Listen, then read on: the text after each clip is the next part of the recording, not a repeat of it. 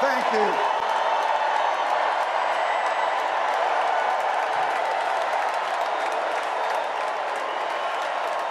Thank you.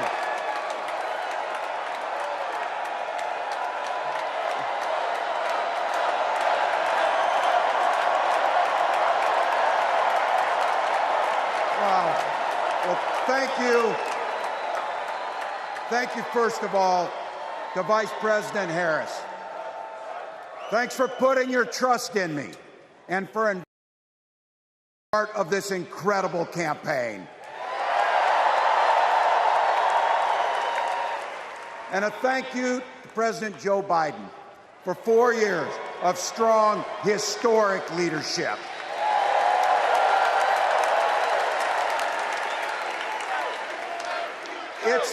It's the honor of my life to accept your nomination for Vice President of the United States.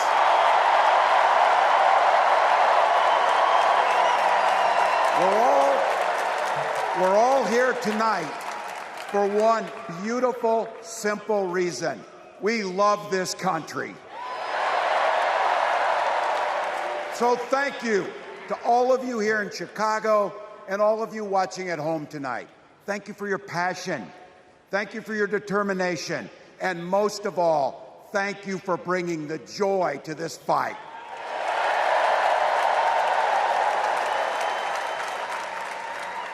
Now, I grew up in Butte, Nebraska, a town of 400 people. I had 24 kids in my high school class, and none of them went to Yale. But I'll tell you what, growing up in a small town like that, you learn how to take care of each other. That family down the road, they may not think like you do. They may not pray like you do. They may not love like you do, but they're your neighbors. And you look out for them, and they look out for you. Everybody belongs. And everybody has a responsibility to contribute. For me, it was serving in the Army National Guard. I joined up 2 days after my 17th birthday, and I proudly wore our nation's uniform for 24 years. My dad, a Korean War-era Army veteran, died of lung cancer a couple years later. He left behind a mountain of medical debt. Thank God for Social Security survivor benefits. And thank God for the GI Bill that allowed my dad and me to go to college, and millions of other Americans. Eventually, like the rest of my family, I fell in love with teaching. Three out of 4 of us married teachers.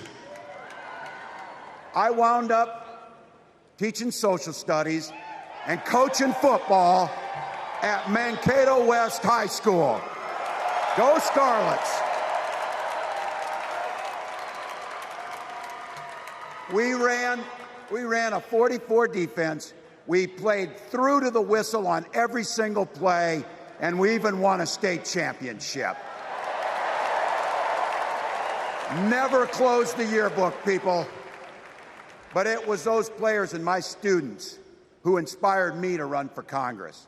They saw in me what I had hoped to instill in them, a commitment to the common good, an understanding that we're all in this together, and the belief that a single person can make a real difference for their neighbors.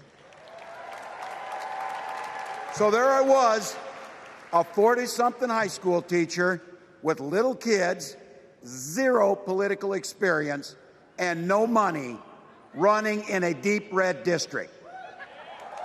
But you know what? Never underestimate a public school teacher. Never.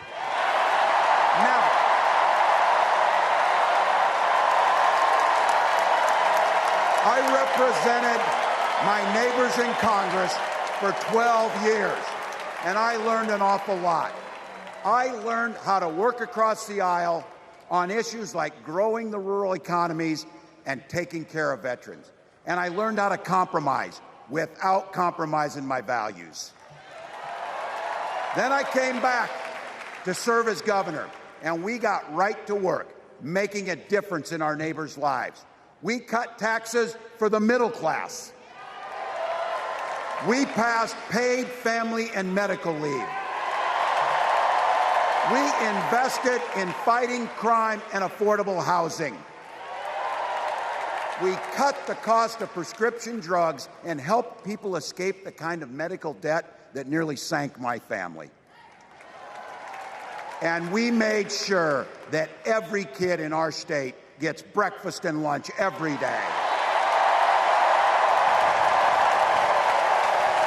So while other states were banning books from their schools, we were banishing hunger from ours.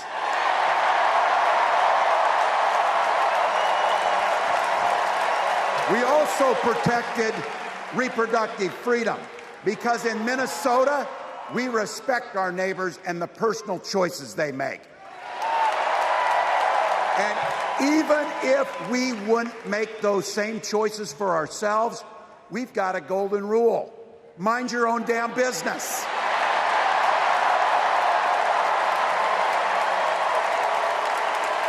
And that includes IVF and fertility treatments. And this is personal for Gwen and I. If you've never experienced the hell that is infertility, I guarantee you, you know somebody who has. And I can remember praying each night for a phone call. The pit in your stomach when the phone would ring, and the absolute agony when we heard the treatments hadn't worked. It took Gwen and I years, but we had access to fertility treatments. And when our daughter was born, we named her Hope. Hope, Gus, and Gwen, you are my entire world, and I love you.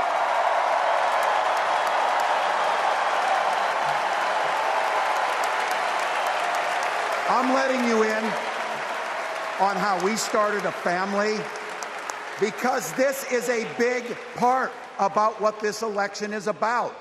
Freedom. When Republicans use the word freedom, they mean that the government should be free to invade your doctor's office. Corporations free to pollute your air and water. And banks free to take advantage of customers. But when we Democrats talk about freedom, we mean the freedom to make a better life for yourself and the people that you love. Freedom to make your own health care decisions. And yeah, your kids' freedom to go to school without worrying about being shot dead in the hall. Look, I know guns. I'm a veteran. I'm a hunter. And I was a better shot than most Republicans in Congress, and I got the trophies to prove it. But I'm also a dad. I believe in the Second Amendment, but I also believe our first responsibility is to keep our kids safe.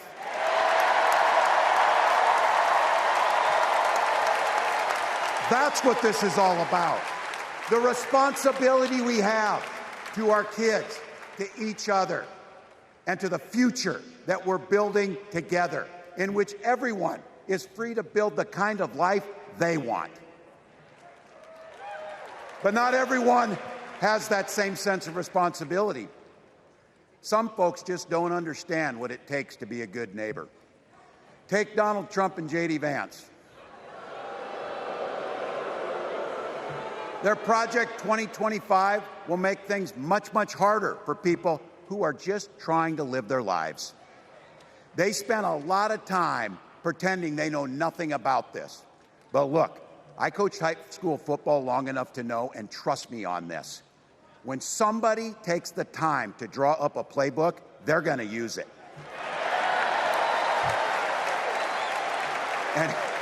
And we know if these guys get back in the White House, they'll start jacking up the costs on the middle class. They'll repeal the Affordable Care Act. They'll gut Social Security and Medicare. And they will ban abortion across this country, with or without Congress. Here's the thing. It's an agenda nobody asked for. It's an agenda that serves nobody except the richest and the most extreme amongst us. And it's an agenda that does nothing for our neighbors in need. Is it weird? Absolutely. Absolutely. But it's also wrong. And it's dangerous. It's not just me saying so. It's Trump's own people. They were with him for 4 years. They're warning us that the next 4 years will be much, much worse. You know, when I was teaching every year, we'd elect a student body president. And you know what? Those teenagers could teach Donald Trump a hell of a lot about what a leader is. Leaders don't spend all day insulting people and blaming others. Leaders do the work. So I don't know about you. I'm ready to turn the page on these guys. So go ahead. Say it with me. We're not going back.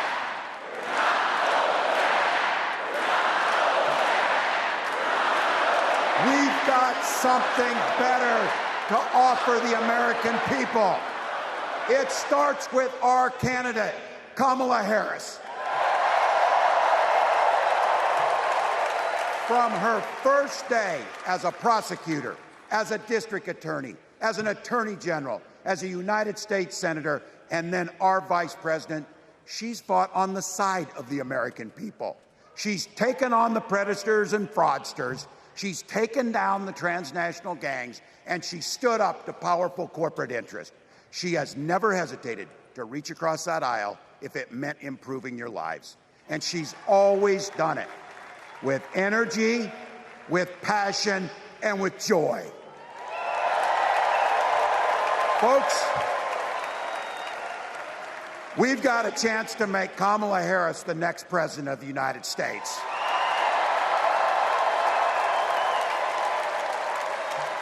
But I think we owe it to the American people to tell them exactly what she'd do as president before we ask them for their votes. So here, this is the part, clip and save it and send it to your undecided relatives so they know. If you're a middle-class family or a family trying to get into the middle class, Kamala Harris is going to cut your taxes. If you're getting squeezed by prescription drug prices, Kamala Harris is going to take on Big Pharma. If you're hoping to buy a home, Kamala Harris is going to help make it more affordable. And no matter who you are, Kamala Harris is going to stand up and fight for your freedom to live the life that you want to lead. Because that's what we want for ourselves, and it's what we want for our neighbors. You know, you might not know it, but I haven't given a lot of big speeches like this. But I have given a lot of pep talks. So let me finish with this, team. It's the fourth quarter. We're down a field goal, but we're on offense and we've got the ball. We're driving down the field. And boy, do we have the right team. Kamala Harris is tough. Kamala Harris is experienced, and Kamala Harris is ready. Our job for everyone watching is to get in the trenches and do the blocking and tackling. 1 inch at a time, 1 yard at a time, 1 phone call at a time, 1 door knock at a time, 1 $5 donation at a time. Look, we got 76 days. That's nothing. There'll be time to sleep when you're dead. We're going to leave it on the field. That's how we'll keep moving forward. That's how we'll turn the page on Donald Trump. That's how we'll build a country where workers come first. Health care and housing are human rights. And the government stays the hell out of your bedroom.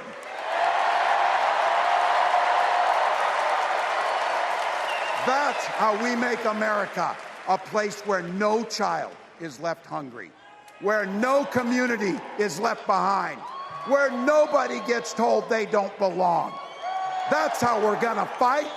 And as the next president of the United States always says, when we fight, when we fight, when we fight, thank you. God bless.